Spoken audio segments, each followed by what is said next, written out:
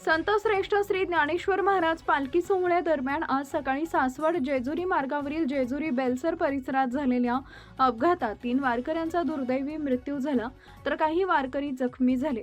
या घटनेची माहिती मिळताच राज्याच्या उपमुख्यमंत्री तथा पुणे जिल्ह्याच्या पालकमंत्री सुनेत्रा अजित पवार यांनी तातडीने जेजुरी ग्रामीण रुग्णालयात भेट देऊन जखमी वारकऱ्यांची विचारपूस केली। यावेळी त्यांनी उपचाराधीन वारकऱ्यांच्या प्रकृतीची माहिती वैद्यकीय अधिकाऱ्यांकडून घेतली, तसेच जखमींना सर्वोत्तम वैद्यकीय सुविधा उपलब्ध करून देण्याच्या सूचना संबंधित प्रशासनाला दिल्या।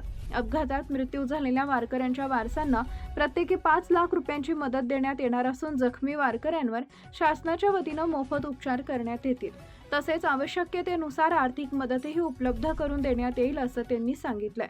यावेळी जेजुरी नगरपालिकेचे नगराध्यक्ष जयदीप दिलीप बारभाई, उपविभागीय अधिकारी वर्षा लांडगे, तहसीलदार विक्रम राजपूत, श्री ज्ञानेश्वर महाराज संस्थानचे प्रमुख विश्वस्त योगी निरंजननाथ गुरु शांतीनाथ, श्री भावार्थ देखणे तसेच संबंधित विभागाचे अधिकारी उपस्थित होते।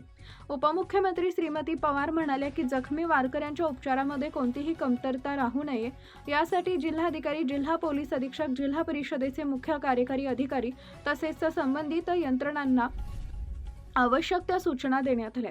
शासन अपघातग्रस्त वारकरी व त्यांच्या कुटुंबियांच्या पाठीशी ठामपणे उभे आहे। आषाढी वारीच्या पूर्वतयारीचा नियमित आढावा घेऊन वारी मार्गावरील आवश्यक कामे वेळेत पूर्ण करण्याच्या सूचना प्रशासनाला देण्यात आल्या होत्या।